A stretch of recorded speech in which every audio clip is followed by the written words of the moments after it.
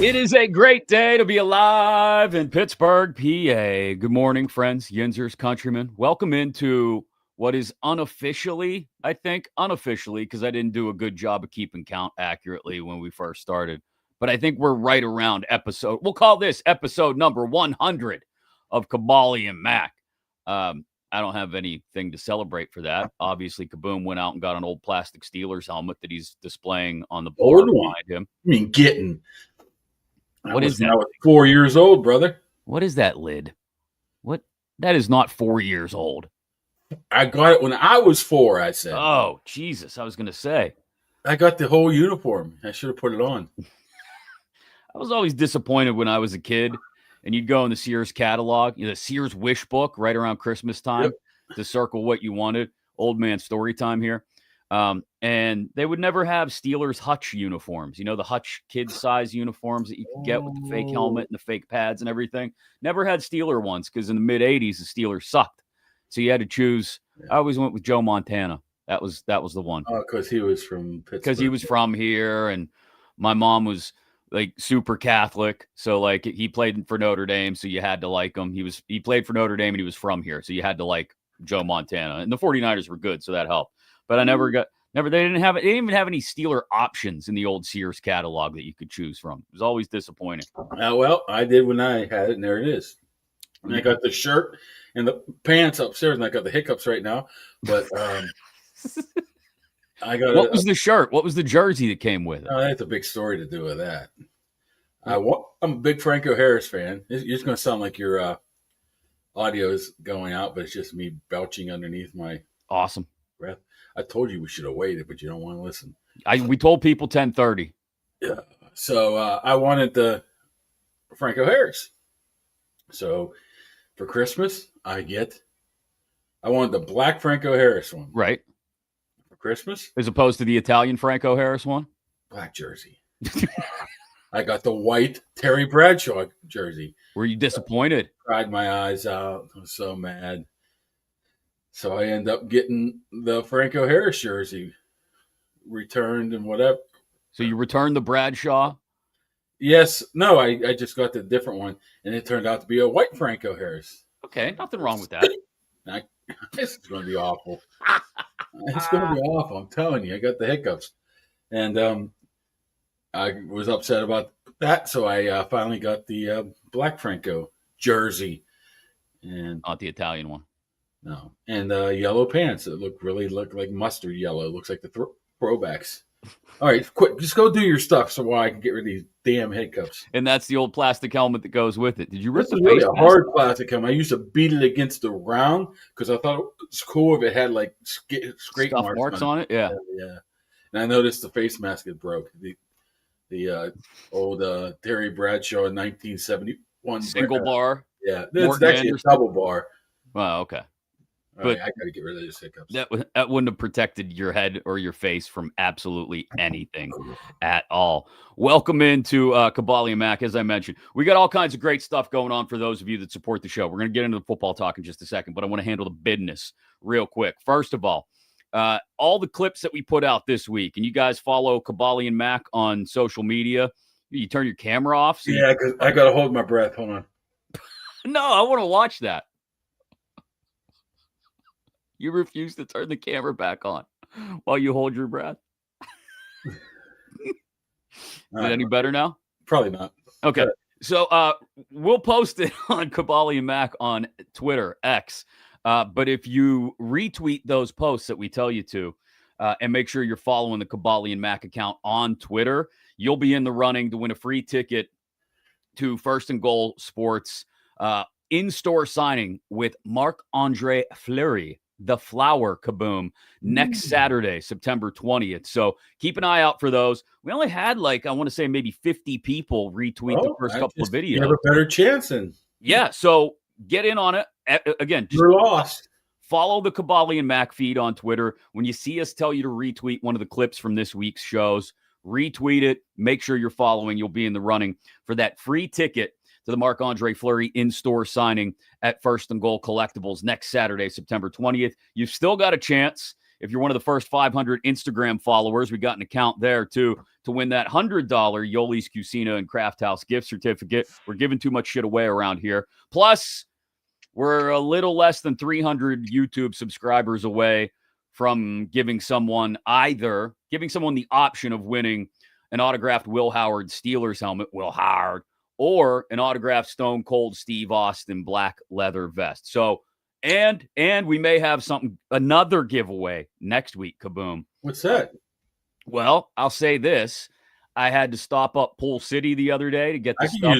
I can use it. No, stop it. This stuff isn't for you, I went man. to Pool City. I dropped a couple bucks there, so can I get a... So did I, because I had to get the stuff to close up the pool. Oh, yeah, where I'm not invited. I forgot. You're going to be covering the game. You can't come over. The pregame show is only 9 to 10 this week, so I got 10 to 1. Yeah, and we're not having people over till like 2 o'clock. Who has Steeler game parties at 2? Because we got a whole thing we got to do in the morning for the Dystonia Zoo walk, and we won't be home till probably like first quarter. Well, anyway. do it the quick step, and you could be home at 1. Maybe. Anyway, point is, you'll be down at Heinz Field. I'll never call it Acrisure Stadium covering the game. Anyway, I went into Pool City to get some stuff to close up the pool, and we might have an item from Pool City to give away. Foosball? I love foosball. Maybe a little foosball, Bobby Boucher. Foosball, I'll buy it off of somebody. No, the whole point is we give it away to people for listening to the show. Yeah, then they can sell it to me. You do whatever you want after the fact. Well, I would like to see you ship that, Mr. Baseball shipping guy. I'm not shipping that one. They got to go to the store to pick that one up. Thanks to Southwest Greens. They've done a great job of supporting the show since the very beginning as well. If you want to have the best looking yard in the neighborhood with the least amount of maintenance, they are the people to do it for you. They've got a patented system that will give you a beautiful lawn, grass that never needs to be mowed, watered, or fertilized. None of the time or effort or money that you spend on maintenance for your lawn, because they'll come in, give you a beautiful artificial lawn that looks like the real thing, feels like the real thing, perfect for the kids and the pets, and perfect for you too, because you can spend more time enjoying the lawn instead of, maintaining the lawn. Go to southwestgreenspa.com. Tell Jake that Kaboly+Mack sent you. All right. Mike Tomlin spoke yesterday. Had a lot of very important things to say. The overarching thing was, hey, it's better to learn while winning rather than to, have to worry about all the things you got to fix and you're 0-1. And that I feel like has been lost in the sauce a little bit here over the last few days. Rightfully so. We're all concerned about Broderick Jones and the run defense and this and that and the other, that we have kind of lost sight of the fact that I know they gave up 32 points to the Jets, but they scored 34 and they won. Yeah. So do you feel like, I know you did a mailbag. Oh, it was the fans were angry, my friend. Like a man trying to return soup at a deli? There wasn't many positives coming out of that game. Imagine if they would have lost. But I understand why, though. I mean, first of all, we're just a human race that always look for the negatives. But I think people are a lot of projecting to the future that this cannot hold up against better teams. So that's probably why it's the uproar, so to speak. That's probably why, right? I get that, but I think it is a good point, and it was one of the first things Mike Tomlin said yesterday. I know we're not allowed to think that things Mike Tomlin says are good, but he made the point, hey, it's better to learn while winning, and they have a ton of young guys on both sides of the ball, to be honest. Not as many on the defensive side as on the offensive side, but a ton of young guys who, especially on the offensive line, are trying to gel and come together. This isn't to make excuses for anything that didn't work or went wrong on Sunday, but it's, hey, despite all that, we're still 1-0, and we're coming home for the home opener.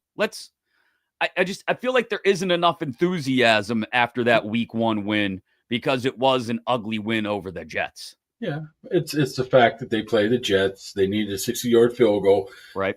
And the two big boys, the line, so to speak, didn't play particularly well. So we're always looking for more than negatives. I mean, you can sit here and talk about how terrible Broderick Jones was, and obviously he wasn't great. But I didn't hear anybody mention how good Zach Frazier was or how good Mason McCormick was or how pretty much dominant Troy Fautanu was. Yeah. So we didn't talk about how, Patrick Queen had a very quiet but very solid game. And that's something where it took him a while to get used to last year. We don't talk about stuff like that. We don't talk about how Artie Smith was just like in the what they call it, in the crease, man. In the crease the whole game with his play calling. So I think this week, if you're my question is, Mac, what do you think would happen if they would have won this game 14-12, played dominant defense, and Broderick Jones looked good? Would they be happier now than how it happened? No, we'd be bitching about how the offense didn't do enough and Rodgers didn't look great. And they only scored Artie Smith is not a real coordinator. Yeah.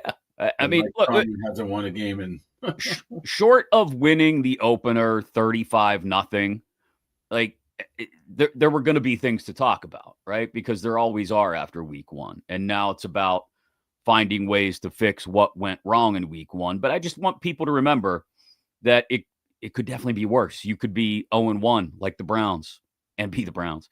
Or you could be 0-1 like the Ravens and have had a heartbreaking loss. So you're 1-0. And like I said, you're coming to Heinz for the home opener. It's okay to have a little bit of enthusiasm, I guess, is my point. So with that said, there are still things to talk about. Thanks to Archie. Archie's the best. Supporting Kaboly+Mack. Pittsburgh's best place for food, drinks, and sports is Archie's on Carson. 80-cent wing nights, Monday through Thursday nights. Obviously, that would include, as today is a Wednesday, tonight. Plus great sandwiches, burgers, flatbread pizzas too. Daily drink specials. You can always get an ice cold iron, which I will have available once again for our post-game edition of the show after what will certainly be a win over the Seahawks. But get to Archie's, especially if you're looking for a place to watch the game with some friends. We appreciate Arch supporting Kaboly+Mack. And get the wings. Highly recommend the wings. As for the guy who I think people have the most complaints about, it was one of the first things the great Jeff Hathorn of 93.7 The Fan had to ask Mike Tomlin yesterday. Broderick's performance. Certainly it could be better, but certainly all of our performances could be better. As I mentioned, our quarterback got hit too much, and he was a component of that. Do you worry about confidence with him at all? I don't. Why not? Because it's football, You don't get to the National Football League by being fragile emotionally. There's a lot of confident guys that I work with. You win some battles, you lose some battles, you come back fighting. That's just the nature of the men that play this game at this level. Will Graves of the AP with the follow-up there. Are you still confident in Broderick Jones, and why? We don't have anybody else, that's why. So this is what I was going to say. And you wrote about it, like I said, in your mailbag. They're going to give Broderick Jones plenty of leash to hold on to this job. And he's going to have to be real bad for a while, for a couple of months before they consider going to either of the Anderson twins, Spencer or Calvin, in relief of him at left tackle. Or maybe they would move. I don't think they would move Fautanu. Anyway, point being. They won't touch Fautanu. It'll be more like Andrus Pete maybe in a pinch. One of the Andersons, Mr. Anderson. Point being, Broderick Jones isn't going anywhere for a bit. That part that Mike Tomlin talked about at the end there, the mental toughness. You're around these guys in a room, maybe not as much as he used to be back in the day, but does Broderick Jones give off the vibe that he's going to be able to handle the adversity of everyone putting him under a microscope every single snap because he's the starting left tackle for an accomplished Hall of Fame 41-year-old quarterback, and that he can more or less, does Broderick strike you as a guy who can get his shit together?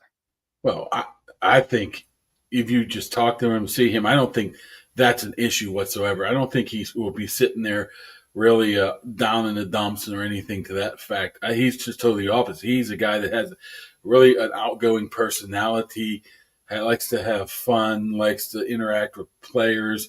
You can always has a smile on his face in the locker room.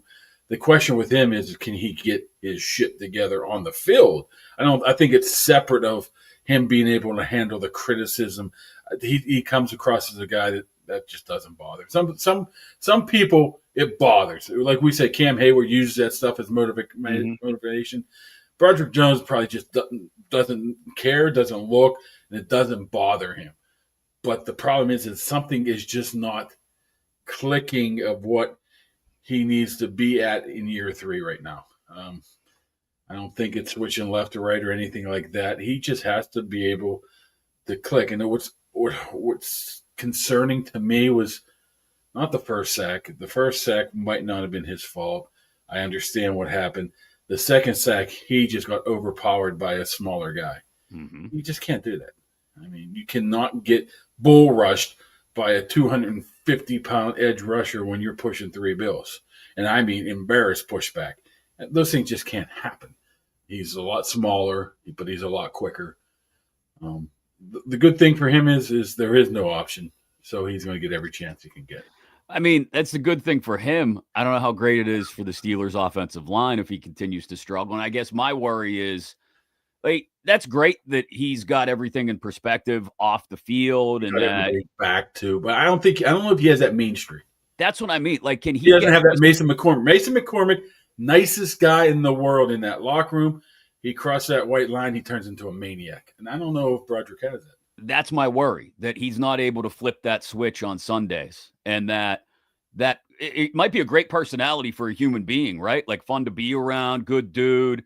But when he gets out there on the field, maybe he doesn't have the ability to flip that switch. And until he shows it, we're all going to wonder, like, can this be the guy? Like, this is a first-round pick you traded up for to start at left tackle, presumably for the next 10 years, and keep whoever your quarterback is. This year it's Aaron Rodgers. We don't know about the future, but it's always going to be important to have that strong left tackle. And when you trade up to get that dude and you're in year 3 still waiting to see that nasty streak come out, it's concerning. Yeah, you know what? I think of Varsity Blues when Johnny Moxon came in. He ain't worth the Charmin Extra Soft he wipes his ass with. He's soft a little bit, right? But what point does it get to, okay, this is what we got with Broderick. This is what we have. He has his flaws. Now it's up to the staff, the scheme, to help the guy out. Right. And I think they have the backs to do it, especially in Warren and Gainwell. Those guys, I think, if you want to give him a little help with a chip, you know, a little help in pass protection, I think both of those guys are capable of doing it. It's just a matter of, you can't do it every time. Right. You got to get to a point where your left tackle just wants to eat dudes for lunch. And if he doesn't have that up here, no amount of physical skills are going to translate. Yeah.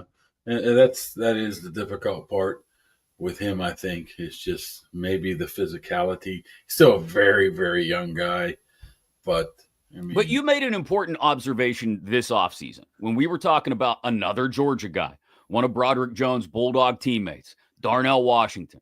Yeah. Like, Darnell Washington flipped the switch this offseason when he probably realized, hey, I'm going into a contract year and I need to figure out whether I want to make the changes necessary. And his were more about, like you said, off the field and getting in better shape maybe, or whatever it may have been. But, you know, the point is he recognized it and he made the change.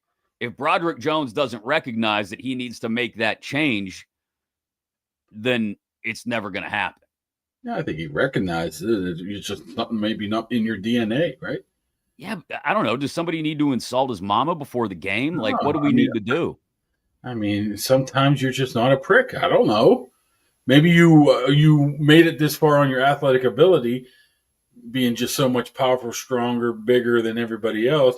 Now it's much more to that because everybody's like that. You have to have that edge. Yeah, and I'm worried he can't find it. And, you know, what I did notice too is with Tomlin, how many times did he mention, I just don't want my quarterback hit, or my quarterback. Yeah, our quarterback got hit too much. Yeah. I mean, that was a subtle dart that's saying, get your shit together. Maybe not to the entire offensive line, but maybe towards him. And what time does it? I don't see Aaron Rodgers going up to Mike Tomlin and saying, man, get this guy out of here. I just don't think he's in that space as a player anymore, Aaron Rodgers. But no, but he might walk up to Mike and Arthur during the week and be like, hey, we need some help on that side. We got to make sure we got some help over there. And then after a few weeks, that turns into, hey, we've been trying to help him on that side. What do you want to do? You know what I mean? Like, people perceive this as like, like an episode of Suits, like somebody's going to walk in and like slam something on a desk and be like, get him out of here. I don't know. Like you said, Rodgers isn't going to do that. Nobody is. But it might be more about it builds and it builds and it builds. And we get to week 6 and beyond. And it's like, hey, we've been trying to help this guy and he's still not getting it done. We got to do something else. Yeah, but I don't think he's going to come out and say that. I don't think. Well, certainly not publicly. But I think Calvin Anderson was hurt for a while, right? If you're looking for options. So he's getting back on that moving train, so to speak. He's had a bunch of starts in his career. I mean, at what point does it's like, okay, maybe we're giving up a little bit by putting Calvin Anderson in, but we might be gaining in the long run. I don't know. I don't think it's anytime, anywhere near soon. You could even look at it in the reverse perspective and say, okay, maybe this helps Broderick Jones in the long run to get his ass put on the bench for a few weeks, and it helps us short term because we get somebody who may be more capable on the left side. I don't know. We're still, like I said, weeks away from that, probably months away from that, but it's just something to keep an eye on if Jones continues to struggle on that side of the ball. Thanks to the Dan Heck team for supporting the show as well. You're looking to buy or sell a home in the Pittsburgh area. They are busy this time of year. It doesn't mean they don't have time for you, though. More than willing to help you find the perfect home for you and or your family, whether you're downsizing, looking for something big, looking to move to a different neighborhood, a different part of town. You don't like crossing all them rivers to get to work. I don't know what the issue may be, but if you're looking to move in the Pittsburgh area, they are the people to help you. The Dan Heck team, heckteamhomes.com. HAECK, heckteamhomes.com. What I tweeted the other day, man. What's that? Well, Dan Heck's sponsor of my daughter's Thomas Jefferson cheerleading team. So he's helping out the community. He's a man of the community. I don't know what to tell you. They're like, thanks to the sponsors. I'm like, I know that name. Good job by you paying attention, recognizing the name. The other thing we talked, I'll be honest, a ton about this summer. And I was one of the people who fed the narrative, if you want to call it that. Wide receivers position. What do they have beyond DK Metcalf? And we talked about it a little bit yesterday and on Sunday immediately after the game, but they may have found their wide receiver too. And Calvin Austin had a great game, touchdown catch, 4 for 70, a long of 30, was targeted 6 times, looked every bit of a wide receiver too. All areas, to be quite honest with you. He's a guy that was really limited in his rookie year due to injury. And in spite of that, saw dramatic improvement between year 1 and year 2. And he's such a good professional, has such a good relationship with the game. It's reasonable to expect that to continue. DK gets a lot of attention, schematic attention, personnel attention. And so it created some real opportunities for Calvin, and I know he's game and ready for that. Notice Roman Wilson. What did he say? Guy hurt his first year, looked better his second year, than breaking out his third year. Breaking out. Yeah, maybe Wilson will follow that path too, depending on how things progress. But this, in my opinion, I said it yesterday, I don't want to say completely takes him out of the running for, if the Miami Dolphins decide in 3 weeks that they've had enough of Tyreek Hill on and off the field, and the Steelers receiving core is taking a step back, and Calvin Austin isn't performing as well against Seattle and New England and Minnesota, maybe they would entertain that thought. But at this point, I think the way Austin performed in week 1, if it continues as a trend over the next few weeks, I take that concern about wide receiver 2 completely off the table. I know. Pat yourself on the back. Don't pull a muscle. I'm telling you, Calvin Austin has always. That's why I was pushing for. That's why I was pushing for them to re-sign him. I mean, he's a free agent next year. He's a free agent, money contract year. Go out and put up your best numbers, and get paid. So, I mean, you may have lost that because what Roman Wilson, or they think Roman Wilson can be, but the guy is just a professional. And the only thing I was worried about him this year is why they were snooping around for number 2 receivers was because of the injury that kept him on the shelf for almost a month. And that still couldn't pop up at any time, Then it doesn't say anything about his ability. It just says that he's banged up and playing through injuries right now. He's not 100% right now, and those things pop up from time to time. But I think he's a solid pro, and I think he'll be that for the next 6 to 7 years. I mean, if he keeps up 4 catches a week for 70 yards, let's just say that's an average. Yeah, he might be a Pro Bowler. 40, I'm trying to do math in my head real quick. You told me last night I wasn't any good at math. 68 times. I mean, that's a good 1,100 yards on like 70 catches or something. As your number 2. That's a hell of a number touchdowns. 2. That's almost like more than Randy Moss. That's a really solid number. I don't think that's going to happen, but I don't think so either. So I guess my point is, even if you dialed it back, like let's say he's 3 catches and 50 yards every week on average the entire year, that's still 50 catches for 850 yards. Even that is a solid number 2 season. And we end up looking back at this spring and summer and all the hand wringing and moaning and bitching and complaining by everybody, including me, was for naught. Yeah, it's I just cringed when I saw a comment from Torsha Jackson. What Torsha say? Trade Roman for Tyreek Hill. Oh. I'm assuming this is where this was all going toward, talking to Calvin Austin to coming back. Should they or will they be interested in Tyreek Hill? No, I told you. I'm that's something that I wouldn't even again just charged of something 2 weeks ago, but I guess that doesn't matter. Jabril Peppers was arrested in October, and they brought Cam Sutton back, so I guess that doesn't really mean anything. But yeah, I mean, unfortunately, if a guy can play football well enough, that stuff has a limited effect. Well, Jabril Peppers wasn't even good enough to play for the crappy Patriots. Was he not? Or I don't know. I mean, my point is, yeah, the Tyreek Hill thing I take completely off the table. Again, if Omar Khan is a good GM, and I think he's a really good one, he makes a courtesy call. Hey, what's going on down there? And if he gets told something, he scribbles that down on a little piece of paper, slaps it up on a Post-it next to the desk, and says, "Okay, I'll revisit that in a couple weeks, maybe, if I have to." But my point is, if Calvin Austin keeps performing like this, he doesn't even have to. He pulls that Post-it down in a couple weeks, pulls it up in a ball and throws it away. They're higher on Roman than they are on Calvin anyway, so it would have to be more than just that. Yeah, the greater point here in bringing up Calvin Austin and what Mike Tomlin had to say about him yesterday is, I don't think the Tyreek Hill thing is realistic. It's good talk show fodder, right? It's something to kill 10 minutes with on a Wednesday afternoon when maybe there's not a lot to talk about. And it's a name that everybody recognizes. But as far as reality goes, I don't think it's reality. No, we didn't think Jalen Ramsey and Jonnu Smith were reality either, or DK Metcalf or Aaron Rodgers for that matter. So Omar has surprised us. I just don't think this one is one that he has in his bag. I mean, that's something if things even go worse in Miami and you're pushing the trade deadline and they just need him the hell out of there. I mean, if they give him to you for free, maybe. Yes.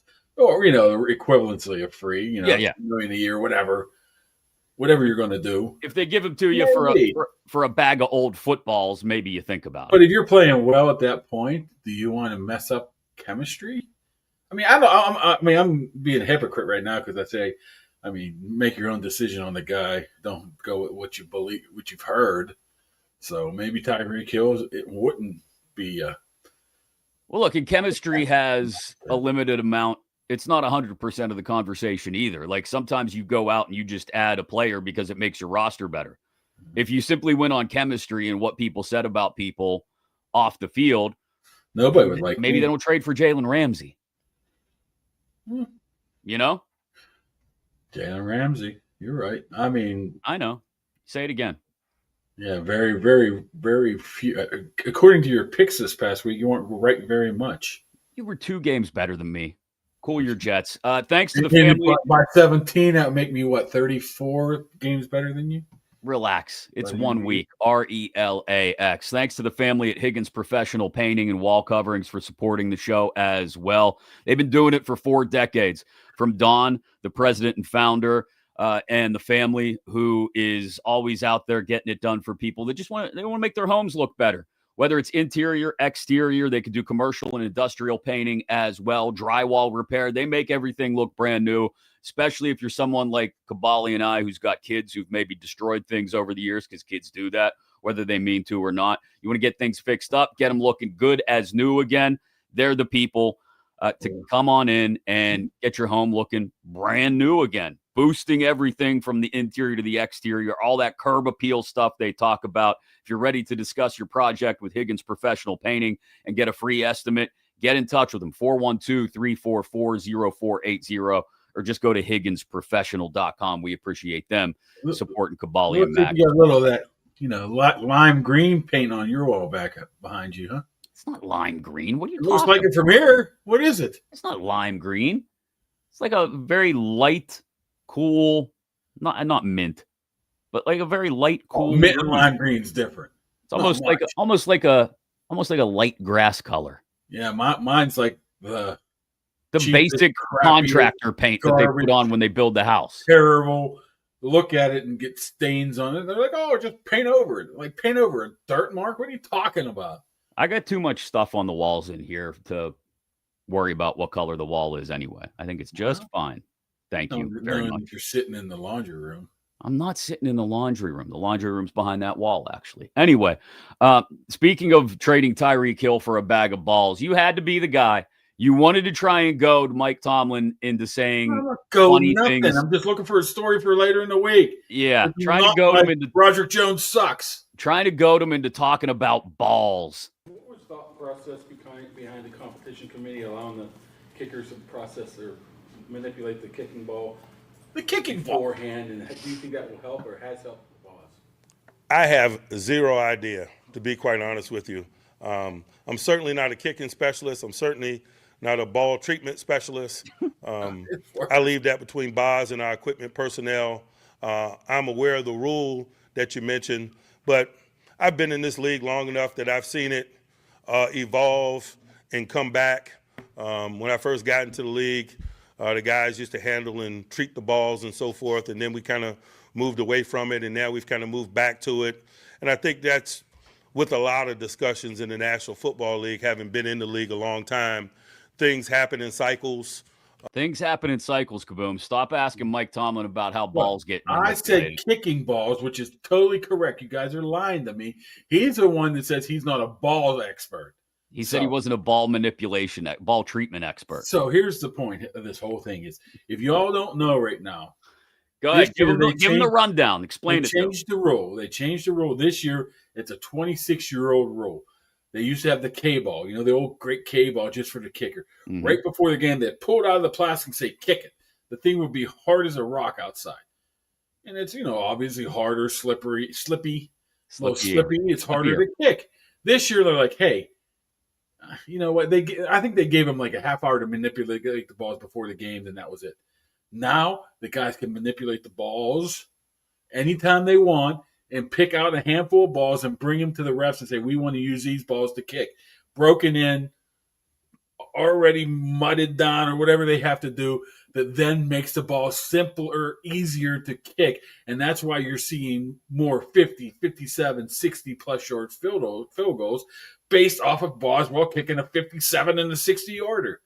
I think any time is a good time for manipulating balls, by the way. I'm always a fan. You know how they rub the balls down in baseball to get the they mud them up before the game. So I mean, these balls, you ever grab a brand new NFL ball? It's like you just bought it at brand new. Try to throw it. It's impossible. Well, they're not throwing it. They're kicking it. Well, it's very similar. So that was the whole point. So here's my question. This is more research for your story. Maybe you could dive into. Did the kickers get together to manipulate the balls, or do they each have their own set of balls? You mean the kicker and the punter? No. Like, does Chris Boswell get together with, I don't know, who's the Jets kicker? Nick Folk? No. Nick Folk. Did they get together before the game and say, hey, these four are the best K balls? The Steelers will use they'll bring in their own balls when they're kicking. So each team, they're like, if you look at third down, they're going to kick him. The Steelers guy on the sideline throws in the ball that he's going to kick. Same goes for them. just like Tom Brady, he likes his ball soft, We all, right? And some like a little bit more firmer balls. yeah. So this gives the I think it was all based on why they changed it. Was it pretty much put the equipment staff in a pinch to try to get their balls the way they want them within a very limited time before the game started. You don't want to spend too much time right before the game playing with your balls, is what So you're what saying. I'm saying is you might see a lot more 60-yard field goals from Chris Boswell.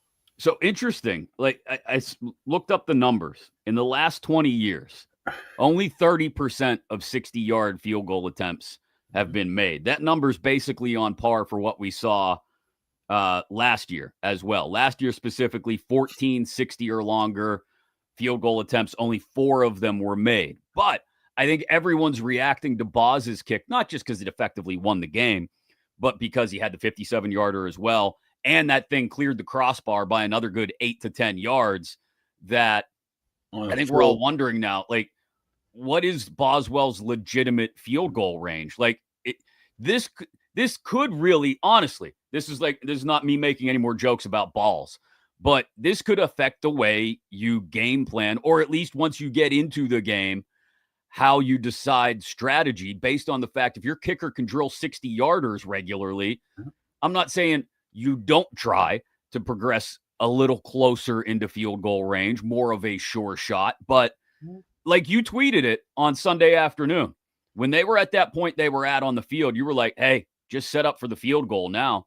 And I was thinking to myself, gonna need a little leg for that one. I don't know. But they basically did. And they were fine. Boz walked out there like a serial killer, as Tomlin called him, and didn't even look to the sideline. He just walks out there. Yeah, it's time to kick a 60-yarder, and drilled it. I said, is there any ever kick too far? You say no. He goes, no. I'll just go out there, and if they don't want me to go out there, I'll come back in. So anytime the ball's even within range, he just walks out. But it really does. Not even in range. He just goes. Because between that, and I'm not trying to get too nerdy about special teams here. This is a special Danny Smith sponsored segment, I guess. I'm trying to talk to him. I'm sure he'll have something interesting to say about balls. Danny will talk to you about balls, I'm sure. But in all legitimacy, with the fact that you saw more kicks returned on kickoffs than ever this past week, or at least in like the last 20 years, it felt like, you're going to have a shot at better field position to start a drive. Let's say you get you catch a kick return at the 5 and you return that thing 25 yards to the 30. Or you let it go in the end zone, you get the ball to 35. Same thing. Right. So let's say you're starting to drive at your own 30 or 35. Well, now all of a sudden, if I can count on my kicker drilling a 60-yarder, guess what? I only got to pick up like 20, 25 yards to get into field goal range. Yeah, especially with the balls being softer. I was trying to get away from the ball joke. I'm just telling you, next time you go to Dick's, look for Dicks an and NFL balls. Kaboly won't ball stop. Dicks and balls. Go to Dick's and play with your balls. and get an NFL ball and just feel how slippery and hard those balls are. And I'm telling you, man, you can't even throw it 5 yards. I see him when they pull him out of the package at the Steelers. I pick his sucker up. I'm like, how does anybody even throw this, let alone kick it? I mean, you go to the back of Dick's. I mean, the balls can get hard. I don't even know they have. I got an NFL ball right over there. Now I think about it, I should go fill my ball. Don't play with I did. Don't I play can't with tell you. I cannot tell you where I got this NFL ball. It was many years ago. Did you steal it? It probably came off of Chris Boswell's foot. It's a statute of limitations, right? Well, somebody kicked it over the freaking fence, right, into near the river. And when I was walking to my car, I'm like, "There's a ball sitting here." I'm like, "Oh, they must have kicked it over the fence, and nobody went and got it." So I just grabbed it. Oh, well, that's legal. legal. Just leave it there. Yeah, they gave it up. They forfeited that ball. It has one of those. It must have been in November because it has one of those military logos on it. Salute to service logo. Yeah, salute to service. Yes. Just be careful when you're playing with Boswell's balls. Okay, be gentle. Well, I mean, when you're trying to figure out before a game where you need to get to, maybe an extra 5 yards of a softball will help. That's my serious, legitimate football point here. Is that whether it's the balls, whether it's your kicker being, as Tomlin called him, a serial killer and more than willing to walk out there and try a 60-yarder, and then you compound the kickoff changes on top of that, like you might only need 25 yards late in the game to get in field goal range. Danny doesn't have a lot of time to do other things than worry about special teams, right? His 1 period a day, his 2 periods per day. I'm quite sure he knows how far Boswell can kick a brand new ball compared to a broken in ball. You think they'd try a 65-yarder if the game was on the line? Absolutely. 67? Especially what you saw there, right? Like, what do you think is the point where Tomlin goes, come on, guys, we can't actually some of it has to do with time of the game, what part of the game they're in. You know, okay, let's say quarter, forget it. No, right? Let's say it's less than a minute, but not, I don't know. Any chance to win the game, yes. Even if it's within the 2 minutes, yes. 70-yarder? That will probably have to be last kick of the half. Okay. Or last kick of the game, and you're not getting any further. Right. I don't think you go for that in 8 minutes left in the second quarter. That's a lot of time talking about kicking and balls and dicks. That's what you get here on the show. You don't got it. You don't get to talk about. You ain't gonna get that anywhere. You get Broderick Jones going to get benched. I'm over him. I'd like to point out that we only spent like 5 minutes talking about a theoretical Tyreek Hill trade and about 15 minutes on balls that you would get at Dick's and how far they can be kicked by Chris. You know what? I happened to run into Tomlin afterwards. I said, did I really talk about manipulating balls? He goes, yeah, you did. I said, oh, I didn't know. He goes, don't worry. I hang out with a bunch of kids in that locker room, so I'm used to it. And I'm like, he said something worse than me. He called you childish.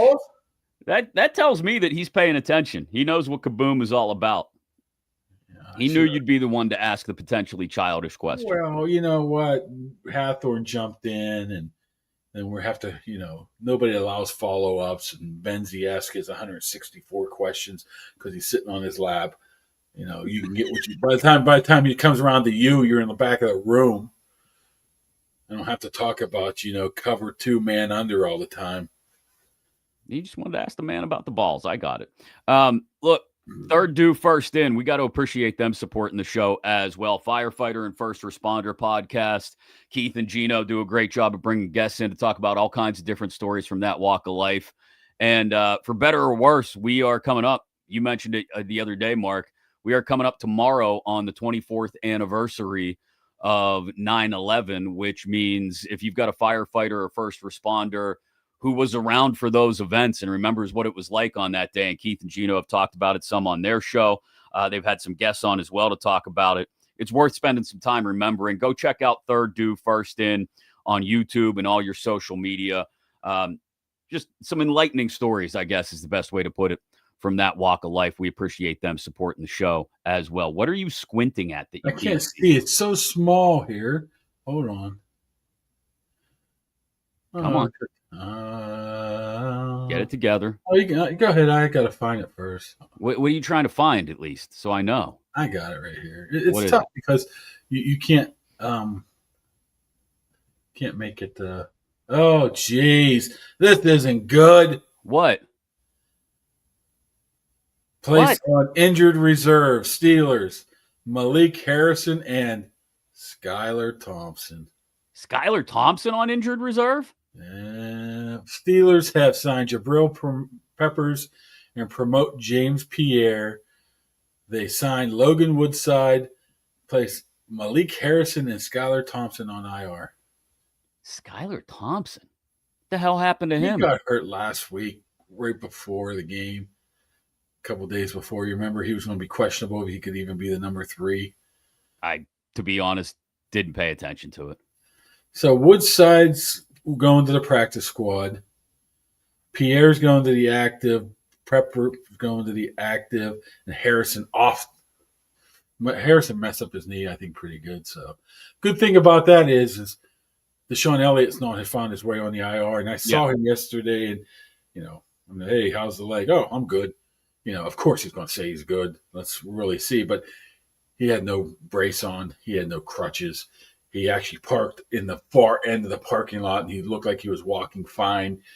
So you would, and just by that thought, you would say that's definitely not end of the season type of stuff. Might be a couple of weeks, I would assume. Well, but I like adding. Look, and I said after the game, I like the way Chuck Clark and Juan Thornhill stepped in when they got called on a little bit more late in the game after Elliott left and Ramsey started playing a little bit more nickel and outside corner. I was happy with the way Clark and Thornhill played, but Jabril Peppers is definitely more in that DeShon Elliott mold of a dude who can line up near the line and in the box, thump some dudes in the run game. He can make big hits and also provide you some coverage. Like I don't, you asked earlier, like, was he so bad he got cut by the terrible New England Patriots? Look, I've said it before. You hear some of the stuff that Vrabel said about him? Yeah. Very weird stuff. So this is my point here is everybody is so fast to line up and anoint Mike Vrabel as the next great thing. Wait a second. You picked them to make the playoffs this year. I said they're going to stink. I did not pick them to make the playoffs. I did not. I said they were going to stink. I didn't say they'd stink. I said even if they improve by 3 or 4 wins, which I think would be pretty significant based on the fact that they didn't do much to their roster this offseason, that would be a very good year for him, right? They'd go from what they have last year, 3 wins, 4 wins. They'd be a 7, maybe an 8-win team. They're not making the playoffs. All these people that have talked all summer about how Mike Vrabel's going to walk in and the god of coaching. He's Mike effing Vrabel. What are we talking about here? Like, just because he played for Belichick, he's going to be the next Belichick because he's back in New England now? Like, pump the brakes. Mike Vrabel is the most overrated thing, the most overrated storyline from the entire NFL offseason. And I don't know why everybody acts like everything he has to say is some sort of gospel, especially when he's talking about players, and in this case, Jabril Peppers. Yeah. I mean, off the beat a little bit about this. Did you hear what Belichick said? Well, they don't allow me in New England, so why should their scouts be allowed here? Yeah, and that's gotten really weird too. That's where funny. Vrabel has said that Belichick is always welcome back. It was I don't know. I think he might be talking about the owner. Yeah, I can't even get into that whole thing between Belichick and Kraft, and it's a bunch of nonsense. I don't nonsense. My issue is more with everybody thinking that everything Vrabel says is etched in gold. Like, what are we doing? I think Jabril Peppers is a great pickup. I didn't understand why he was released at the time. Not that I spent that much time paying attention to the Patriots preseason and training camp, but like I said, I think he steps right into the DeShon Elliott role right away, and you don't skip much of a beat. Yeah, so learn it. But who drafted him again? 25th? Was it? Cleveland? Cleveland, I think. How are they drafted so late? Is that the Baker playoff year? No. It was 17, 16? Now you're going to make me look it up. It was later than that, wasn't it? Maybe not. You're going to make me look things up, and when I'm looking things up, I'm not talking, which means you're sitting there staring at me. 17. Well, I'm looking up too. No, Myles Garrett was number 1 that year. So where's the list of picks? Come on. The Browns, but I just don't know how. So the Browns took Garrett first overall, from and they must have traded back into the first round at some point. Yeah, they traded with Houston to get back to 25. Point is if and that's when they took Peppers. How it almost sounds like now, to do like some revisionist history now. Mm-hmm. The Cleveland Browns wasn't a bunch of jabrones, and if they would have not picked Jabril Peppers, TJ Watt would never be a Steeler. Because the Steelers picked Watt 4 picks later. It sounded like Tomlin was interested in Jabril Peppers more than Watt at that point. But I'm just speculating there. That's an interesting theory. The Browns also picked 29th, and they took David Njoku. I knew the Njoku one, but they just didn't they just sign? No, they weren't going to take Watt. I forget what happened. There's a reason why they didn't take Watt. Probably because they drafted Myles Garrett with the first overall pick. Yeah, that's an interesting an interesting alternate reality. Yeah. If the Browns had not taken Jabril Peppers 25th and he were there at 30 for the Steelers. Because Terrell Edmonds was the next year, I think. Now you're testing my memory on Whatever. Terrell Edmonds, but Point being, yeah, that'd be a Dave Demashek thing. What happened if? yeah, the NFL. I always love when Dave does that. But I like Peppers, and like I said, I think he's going to fit right in because he plays a very similar style. Are you quite sure what he does now? What? You liked him. Are you sure what he can do now at age 30 or whatever, how old he is? 29, I think. I still like him. I have no problem with getting Jabril Peppers for nothing. The fact that he was available, I think, is a mistake by the Patriots, who should be doing everything they can. Why didn't anybody else take him for the past week and a half, 2 weeks?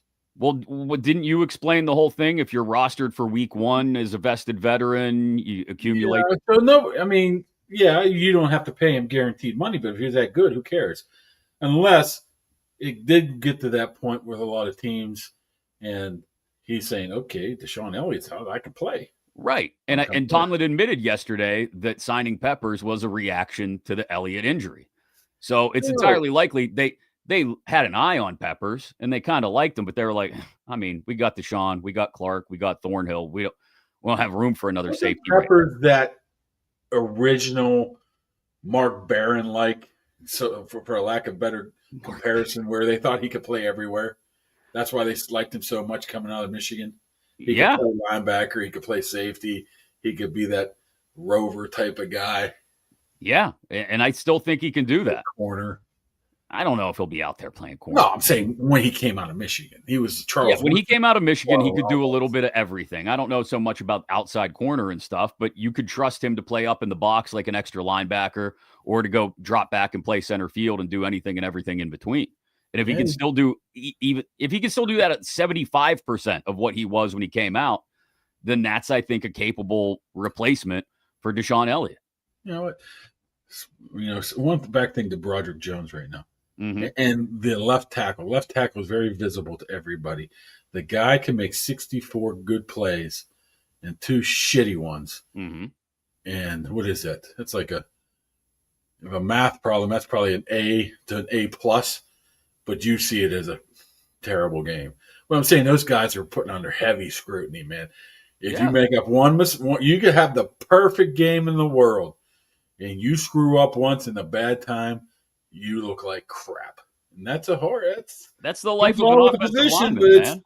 It comes along with a position, but it tells you how much they have to be almost perfect to have a perfect game, right? Again, when you trade up several spots to get a guy in the first round, you're telling me that you believe that guy is capable of everything that comes with that position. He's capable of blocking like a starting NFL left tackle. He's capable of handling the scrutiny and the criticism that comes with it, and that he's not going to screw up more than once or twice a game, if that. Like, that's what, when you draft a guy between 10 and 15 in the first round as a left tackle, he should be one of those guys. You know what we did gloss over? The old signing of Logan Woodside, because he went on a practice squad, right? Right, which means another roster. They always have. He'll get promoted here in Friday, because they want to have the third emergency quarterback. Mm-hmm. But what this tell me is Will Howard, you better sign up to the old Kaboly+Mack podcast, because you could have a signed Will Howard's helmet very soon, because I think he's on the fast track back to the active roster right now. Yeah. I mean, I don't know what that means for Will Howard actually doing anything. If he's playing in a game this year, I think we're in trouble. I appreciate your shameless self-promotion. Shameless way of saying that, you can get a Will Howard because he's probably going to be back on the roster within a couple of weeks. Get in on the ground floor with Will Howard in the autograph. Take the steps, take the elevator. Yeah, be careful. But yeah, you can subscribe on YouTube and be one of those people that could win the Will Howard autographed helmet. Thanks to the folks at Nail Studio 2. Your feet could look and, more importantly, feel great. And I know you think, it's feet, no big deal. Pool season, beach season, that's all over. I don't care what my feet look like. You don't want to have gnarly toes. You don't want to have gnarly feet. Mark doesn't care. I mean, he lets his go. He needs to get to Nail Studio 2. NailStudio2.com. That's a Roman numeral. NailStudioII.com, or give them a call at 724-941-4595, because it's not just a luxury to have your feet feeling good and looking good. It's everyday maintenance. They'll tackle the calluses, the rough spots, the tired feet, so you can feel and look great, whatever this season throws at you. You can book online, like I said, Nail Studio 2. It's a Roman numeral 2, nailstudioii.com, or give them a call, 724-941-4595. Thanks to them for supporting Kaboly and Mack as well. There's one. Go ahead. One thing real quick about this, the nail salon. I hate these algorithms. Why? I must have stopped on somebody getting their funky nails cut one time. No, that's all you get? I mean, they're like the most disgusting things I ever, and it pops up constantly, and I continuously watch them saying, what is this thing? And it's like, and they start, it's just showing a nail, and there's a voiceover about something totally different. But I'm staring at these really funky nails, and these like algorithms. On the Dumber, they got the worse than that, man. They're like in like 107 layers, so they're just peeling them back and stuff, and they're like this way, and they have to use like not pliers, like whatever you call those little clippers. Snips. Yeah, not toenail clippers, just like regular things you clip your bushes with. It's like, how's this pop up on my damn thing every time? If I go on it right now, boom, there's one. You need to redo your algorithm. You need to search for some different stuff. You know, another thing that one time happened to me. Huh. There was something very similar to that of people like digging crap out of people's ears. And I'm just like fascinated by this, and all of a sudden, there it is everywhere I look.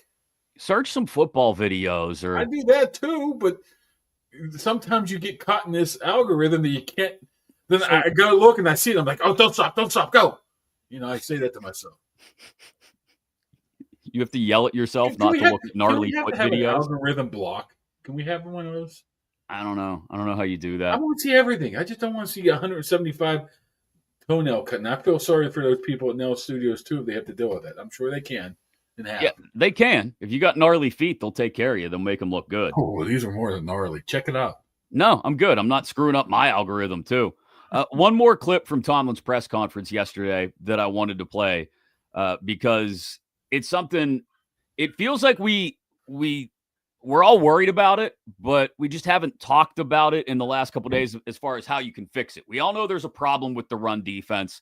The question is, what the hell's the solution other than Derek Harmon coming back in a couple weeks, maybe?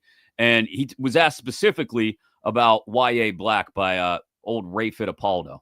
Talked about this on draft night. He really thought Y.A. could do well over guards and tackles as opposed to nose. What is it about his game that why is it that way, and can you envision him someday taking on snaps at nose? Certainly. He could play snaps at nose because he's a big man. He's able to absorb double teams and not be moved. He's capable of playing at further distances, greater distances from the ball because of his length and his ability to cover spaces with that length and keep people off of his body and play the backside of runs and things of that nature. And so that's what Dunbar was talking about when he highlighted his levels of excitement. So how effective can Y.A. Black be in helping this run defense get better over the next week or two? If Mackay, why do I call him Mackay? Keanu Benton doesn't get a little bit more stout, and all you got to do is look at the first couple of plays of that game. He can't play nose.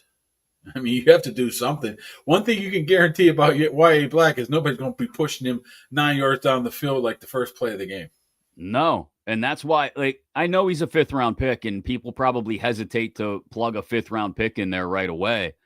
But I think it was pretty well regarded after the draft that he was better than a 5th-round pick, that they were lucky to get him there, okay? That he was a little bit more talented, at least physically, you could tell. Like Tomlin said there, his size is something. And so you plug him in at nose in the run game. And to be honest, when you go nickel and you take one of those down linemen off the field, keep them in there. I know it's a lot of snaps for a young guy right off the bat, but like you said, nobody's pushing Y.A. Black 5 yards downfield. Nope. And another thing is when he got drafted, we were figuring at the time that Black would be the nose and they kicked Benton outside. It turned out that was never even in the works at all. That's never even thought about right now. Back then, but of course, a guy who's played that position so much in college, and a guy who did play some of that position in preseason, you know, the old, I I forget the name of it, with the old crooked old nose tackle. Yeah, the offset nose. Yeah. Offset nose. We saw that a little bit in preseason, so we know he can do it, although I don't think the Steelers do that very much at all. No, but even if you don't use he can do it, that's what I'm saying. Even if you don't line them up that way, like if you have a guy of that size at nose, you force two blockers to attack him first. You force doubles because that's what happened to Benton. He got pushed 10 yards back. Right. And Y.A. Black, when you're drawing that double, it opens things up for other guys up front. Yeah. And that's something that, I mean, I don't want to call it an easy fix. I don't think there's an easy fix for the run defense because it's been a thing since last year. But that's one thing. I said it before week 1, and I'll repeat it until he's getting more and more consistent work. Y.A. Black should be in there. He should be a 3-down lineman. He really should. I mean, if it's down to 2 linemen, it should be he and Cam Hayward until Derek Harmon comes back and shows that he's ready. Yeah. I forget what I was going to say here. I was going to make a great point. I'm sure you were. It was something about the defensive line. What was it? That's that damn CTE kicking in. Who used to tell me that? You should have had a better helmet than that one you got back there on the bar. I got the Bell Vernon Leopard one. That's no good either. Whatever. I was talking about something defensive line wise. It doesn't really matter. Oh yeah, Peyton Wilson. Wonder why Peyton Wilson struggled so much, because first time he probably really got slammed by a couple. He wasn't running free, right? Yeah, he had guys in his lap right off the snap. I mean, Patrick Queen could be like that too, but he's a little bit more experienced to be able to get around that. If you're looking at Peyton Wilson, say, I thought you said he was great. Yeah, he had a very good spring. And if the pre-regular season is a little bit different, he's going to have to keep some people off of him. And that was the issue on Sunday. One thing I did want to bring up, and we'll talk about the Seahawks maybe in a little bit more detail over the next couple of days. They had an injury this past week in week 1 in their loss to the Niners. Nick Emenwari, the rookie safety, who they were going to use, like we were talking about with Jabril Peppers earlier, who they were going to use Emenwari all over the place, lining them up in the box, stuffing the run, like an edge sometimes, dropping back to play center field. He's out for a while. They may have even placed him on IR, which means they're going to play probably a much more vanilla look in the secondary, especially when they go nickel. Josh Jobe, I think, is who got the majority of the snaps once Emenwari was out with the high ankle sprain. And so, look, it's kind of like, it reminds me of something Aaron Rodgers said during training camp in the preseason when he was talking about the difference between preseason games and joint practices. And in those joint scrimmages, you won't get the same base vanilla coverages because people aren't worried about it being put on tape. If Aaron Rodgers gets some more vanilla coverages to look at against Seattle because Josh Jobe can't do the same things that Nick Emenwari is able to do in simply lining up, regardless of where he goes after the snap, I think it opens it up again to maybe Rodgers utilizing the tight ends and Metcalf and finding guys early, getting into a quick rhythm right off the bat. Yep. Play action too. Yep. Play action is they had 3 of his 4 touchdowns were on play action, I believe. Not the one to John O. So, yes, I mean, that's what's good about having a veteran quarterback like that. He knows how to take advantages of, stuff that maybe pop up during the game rather than the scheming for it. As Tomlin says, you're basically going in blind to this, really. I mean, I guess you had some film last year on Seattle's staff, but you still don't play him that much. So to be able to be light on your feet, especially offensively, should help them a lot. I've been saying I don't think their defense is going to give up 100 yards rushing or anything like that this week. I think the Steelers' defense is going to be, pretty much up to the task here. It's just whether the offense can continue on this path they started against the Jets. I like their chances this year. If they have, more than like their chances. If they have a fairly convincing victory against Seattle on Sunday, let's say 27-17. I don't know. We'll throw that out there. Do you think people stop bitching about stuff, or will we still have things to complain about? Hell no. Okay. I didn't think so Bitch either. I just thought about I'd ask. Tomlin's clock management is going to cost him one day, or this is Pittsburgh, man. It's a fair criticism. His clock You management. win the Super Bowl, 34 Super Bowls in 6 years, and still complain about it. You complained about Ben Roethlisberger for 10 years. Now you wish you had him back 5 years later, right? The irony. Thanks to our good friends at Impact HVAC for supporting the show.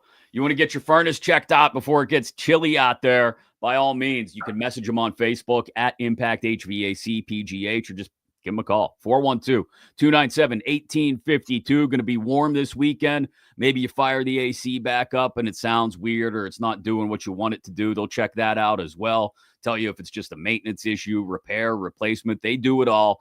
We've had them in our house and absolutely love the guys from Impact HVAC. Check them out, like I said, on Facebook at Impact HVAC PGH, or give them a call, 412-297-1852. They've been on board since the very beginning here on Kaboly+Mack. So tomorrow you will talk to the coordinators, right? Well, it depends. I'm looking for one specific one who chews gum, but sometimes he does not like to talk to us. I'm sure he likes to talk to you. Well, first of all, it's required for a coordinator, but doesn't mean he's like, I'll get you next week. I'm like, it doesn't do me any good next week, Danny. I'm sure Danny would like to have a conversation, Oh, but you were Danny's high maintenance. But Danny, I think, will know that you were the one that asked the question about the K-balls. And I would think that would interest him greatly in talking to you. There's only so many times he can say balls is great. But I want more details on the preparation of the balls. I want to know how the balls are handled. I mean, thing is, they do have to be. I know that they have to be. They bring a set number of balls, and the refs have to go through them and say, "Nah, you can't use this crap. Get this the hell out of here." Or, yeah, that's fine. Well, you'll do that tomorrow, so we'll start a little earlier. Hopefully. So you can get down to Southside to talk to the coordinators. We'll start around 9:30 tomorrow morning. Aaron Rodgers will probably talk here about 3 o'clock. Interested to hear what Aaron Rodgers has to say. No grudges to hold against the Seahawks, I don't think. So DK Metcalf. Ooh. Yeah, that's it. Next week, Jabril Peppers. Ooh. They got any Vikings? Vikings. No. Tomlin used to coach at Minnesota. Brian Flores. No, Mike Tomlin didn't really like a former coach from a long time ago, but I will leave it at that. Mm-hmm. Then always can figure it out. Wait, he doesn't. There's someone on the Viking staff? Not currently. I'm not going to go through the trouble if you're not going to just tell me. Yeah, I got. All right, leave it at that. We'll do it again tomorrow. Don't forget. Why 7-Eleven texted me? What the hell is this? What? Thanks for joining 7 Rewards. I don't even know what 7-Eleven 7 Rewards is. Who the hell texted me this? I don't know. Maybe you get a free slushie out of the deal. Check it out. They're trying to steal my personal identification or something. Probably. It's probably a phishing scheme. So don't click on anything, okay? I'm going to click on anything. Don't forget to follow Kaboly+Mack on Twitter. If you retweet the clips from this week's episodes, pay attention. We'll tell you which ones to retweet. It'll get you in the running for a free ticket to that Marc-Andre Fleury signing in store at First and Goal Collectibles out at South Hills Village next Saturday, September 20th. We thank them as well for providing the autographed Will Howard helmet and the autographed Stone Cold Steve Austin vest. Your choice, which one, if you win the drawing, will hold when we get to 3,018 YouTube subscribers, up over 2,700 now. What? Trying to do my Stone Cold Steve Austin. What? So yeah, make sure you're following all the social media and on YouTube, Kaboly+Mack. We'll do it again tomorrow. Thanks to each and every one.